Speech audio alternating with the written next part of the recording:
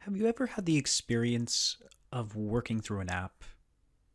Maybe delivering food, driving people around, or picking up quick gigs wherever you can. The work is flexible, you make your own hours, and there's always a next task that's waiting for you. But think about how it feels to be in that situation. It's efficient, sure, but there's little connection to the work itself. No sense of creating something lasting. You're just on to one job and then the next. This is a very modern experience, but it's also something that the 20th century philosopher Hannah Arendt could help us to understand. Arendt described how technology caused human activity to be divided into three categories, which she called work, labor, and action. Although these three categories are often mistaken for one another in ordinary speech, they are, in her view, quite distinct, with each having its own purpose and effect on the world. Arendt believed that all three activities are vital elements of being human and living meaningfully in the world. Her ideas challenge us to think about the quality of our activities and how different types of work shape our lives and our societies. So what's the difference between these three sorts of human behavior? First, let's talk about labor. For Arendt, labor is the kind of activity that meets basic survival needs. Think about a gig economy job, or any task that's repetitive and doesn't leave a lasting impact. Tasks per day, but that you'll know you'll need to do again tomorrow. Or think about the process of growing crops.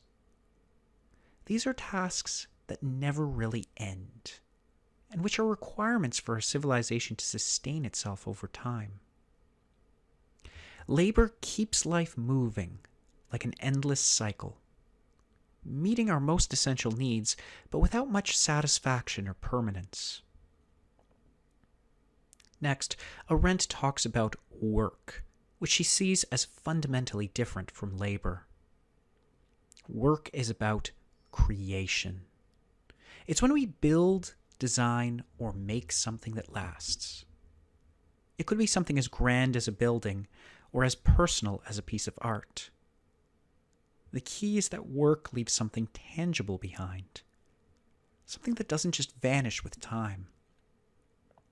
Work enriches our world with objects, memories, or knowledge that future generations can see, use, and reflect on. Think of someone who handcrafts furniture, or an artist who spends months on a painting. They're creating something unique, something that adds to the world. This work reflects their skill, creativity, and dedication, making it more than just a task. It's a legacy. Arendt believed that work, unlike labor, allows us to contribute something permanent and meaningful to the world around us. But here's the challenge. As our society becomes more technologically oriented, and thus more focused on speed and efficiency, fewer people have the opportunity to engage in work like this. Mass production in digital media, easy to produce lots of things, but often they're designed to be consumed quickly and then discarded, with little value beyond immediate use. Automated factories replaced the artisanal work of crafting material goods with the industrial labor of fashioning consumer products. In this way, work risks being replaced by an endless cycle of disposable items, and labor becomes the only type of employment that anyone engages in. Finally, Arendt introduces the concept of action, which she saw as the highest form of human activity. Action is unique because it's not just about survival or creating objects. It's about who we are and how we exist with others. Action happens when we engage with people directly, sharing ideas, expressing beliefs, and revealing our thoughts and character. It's the basis of politics, community, and public life. In societies that don't permit action, no genuine form of politics can occur. There can only really be domination. For Arendt, action can only take place in a shared public space where people come together and communicate openly. Think about a meaningful discussion with friends, a debate on important social issues, or a community gathering where people share and respond to each other's perspectives.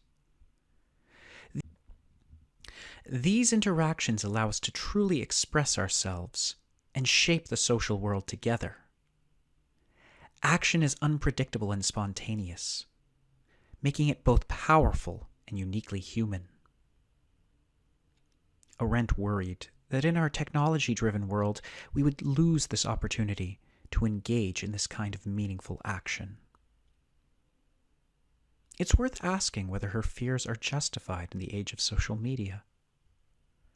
To what extent do online platforms hinder human action or make human action possible? Social media might connect people and make in-depth and sustained interactions possible. But it can often promote surface-level interactions that lack the depth and spontaneity of face-to-face conversations. Digital platforms allow us to broadcast our opinions, but they have the potential to reduce complex conversations to quick sound bites or heated debates, limiting our ability to engage meaningfully with one another. For Arendt, technology's role in our lives goes far beyond convenience or productivity. It changes how we live, how we work, and how we interact. When technology turns more of our work into labor, we risk losing a sense of purpose and achievement. When it distracts us from genuine action, we risk losing real connection and community. Arendt asks us to think carefully about how we live in a technological world. Are we giving up creativity for efficiency? Are we choosing disposable things over lasting contributions? And most importantly, are we keeping the spaces in our lives for meaningful conversations and real public action? In a world where technology shapes more and more of our experiences, Arendt's insights invite us to pause, reflect, and consider how to protect the activities that make us truly human.